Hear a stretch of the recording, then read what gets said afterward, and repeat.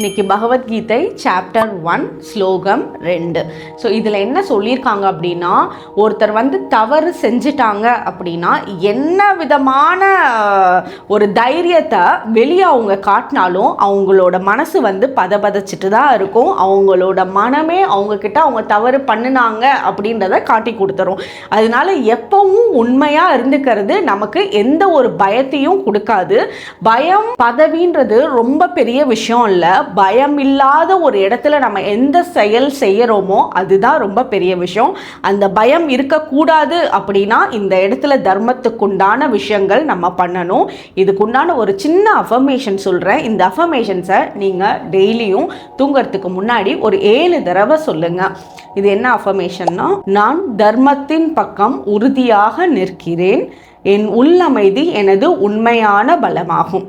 இந்த சின்ன வார்த்தைகளை நீங்கள் டெய்லியும் சொல்லுங்கள். உங்களை அறியாமல் உங்ககிட்டயே நிறைய மாற்றங்கள் இருக்கும், நிறைய மாற்றங்கள் கிடைக்க பெறுவீங்க. அப்போ வரக்கூடிய காலங்களில் இந்த சின்ன விஷயம் பெரிய மாற்றத்தை ஏற்படுத்தும். தேங்க்யூ.